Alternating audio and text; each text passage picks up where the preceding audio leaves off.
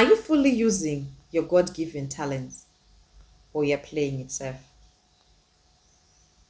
We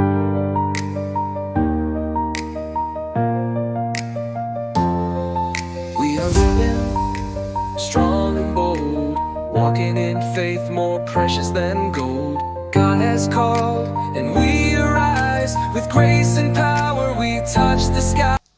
Hello and welcome back to my channel, Well Able Women. I'm your host, Titi, and if you are new to this channel, this is a place where we talk about growth, we talk about financial growth, spiritual, mentally, physically.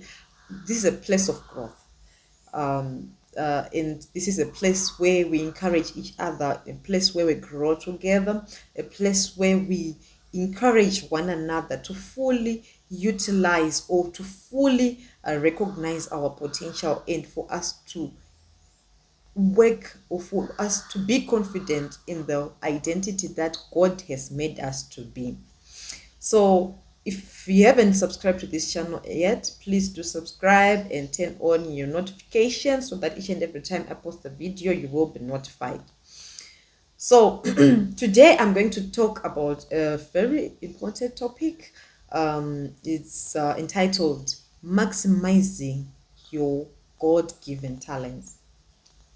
So today's topic, I'm deriving it from the Bible verse, Matthew chapter 14, Matthew chapter 25, verse 14 to 13. So because the scripture is a little bit longer, I'm not going to read it here, but I'm going to put it on the screen, or you can just open your Bibles to the book of Matthew 25, verse 14 to 13.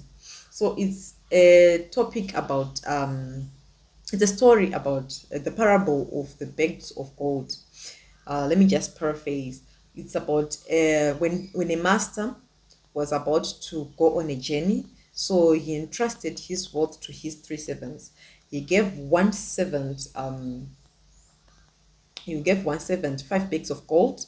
The second one, he gave him two bags of gold, and the third one, he gave one bag of gold according to their capacity. So the first one, he went and immediately as he received the bags of gold, put his talents to work, and it doubled. So he ended up having 10 bags of gold. And then the second one did the same thing, ended up with 4 bags of gold. The third one, because of fear, he went and dug a hole on the ground and hid the bag of gold, so that when the master comes back, you find his bag there.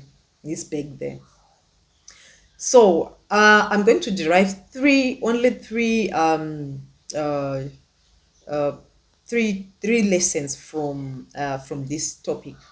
The first one is the master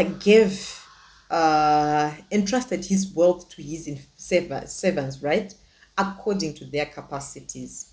So on this one, it's just I'm here to tell someone who compares his or her life with someone else to someone else. You believe that this person is blessed more than I am. You believe that you can't do anything because you have little, but the next person can do more because he has more.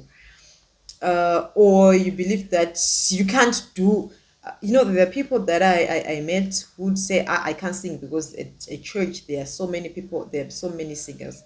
But let me tell you, each and every one of us was given a gift that is specific for that person, a gift that only that person can do better. So how I wish all of us would recognize that, and all of us would know that we are unique in our own ways. No one does better the things that God has given to you. So if you don't do it, you're just like the person that went and dug a hole to hide the bag of gold, to hide the gift.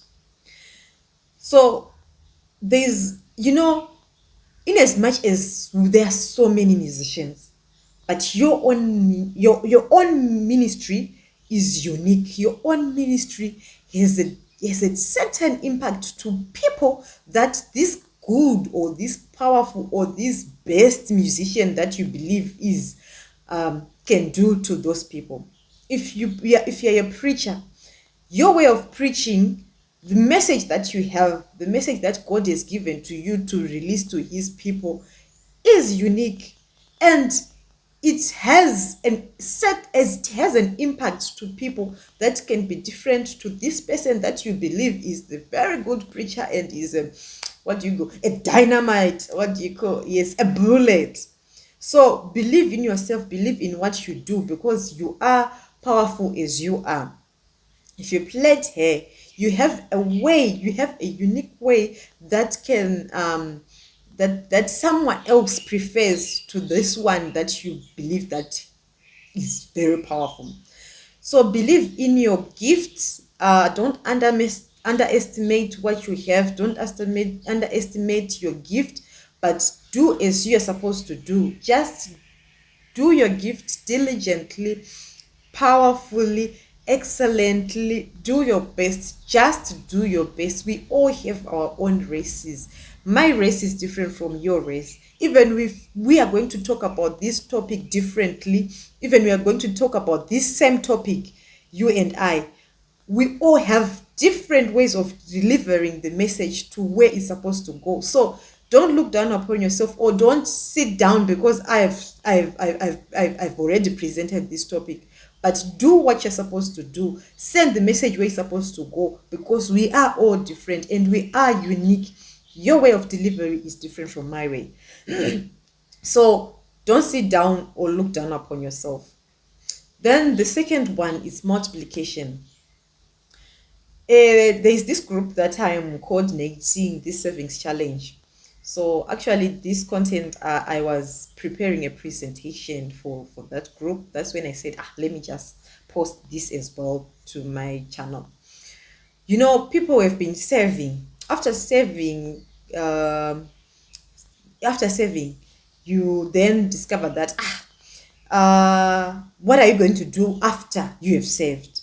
So the issue is not about the it's not about saving. The issue is about investing. The issue is about multiplying. The issue is about you being able to glorify God with the gift that you have. If you are a singer, go and do your best. Sing and let people see the glory of the Lord through your gift.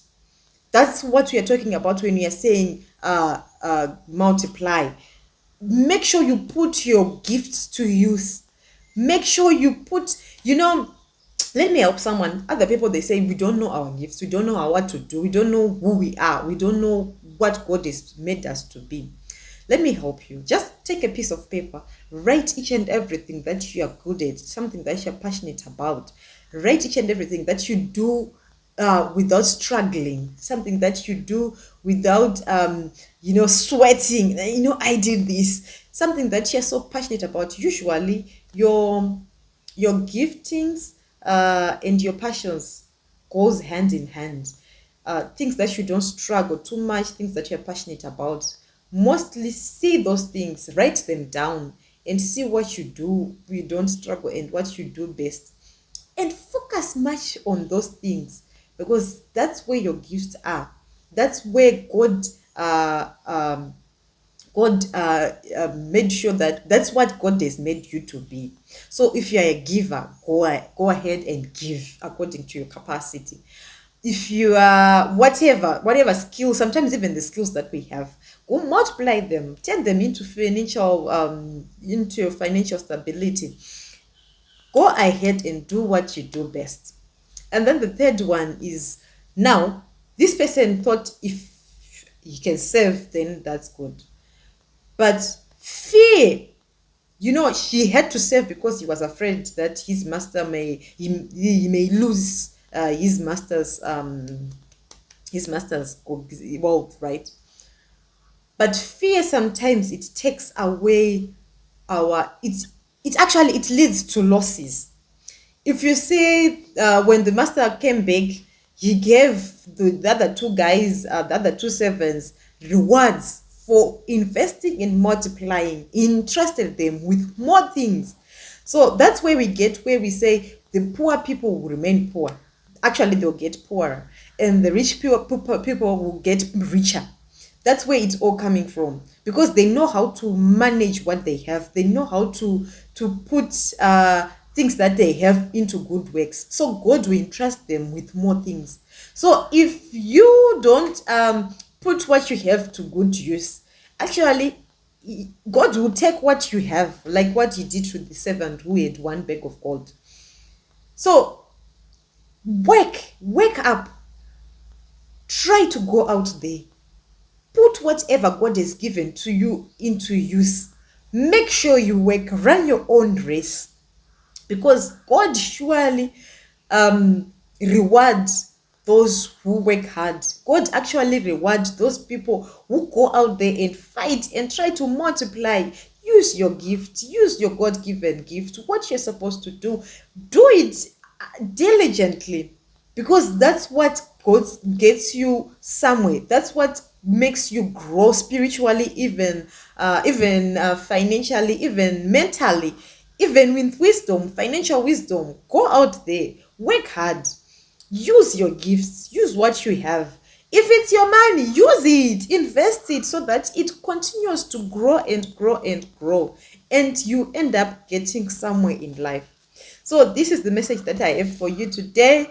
Please, let's go out there and work. Let's don't underestimate the gift that God has given to you, and multiply. Make sure that that gift works well. Mostly if you operate in your God-given gift, in your God-given identity, usually finances follow you, because if you focus on what God has given to you, God will take care of your needs. God will take care of whatever you may need. So usually finances will follow you. So just make sure you excel in your gifting. Just make sure you fully maximizes the talents that God has given you, financial, spiritual, I don't know, a physical, each and everything that you have fully maximizes for God's glory, and he will take care of your needs. He will take care of everything that you need.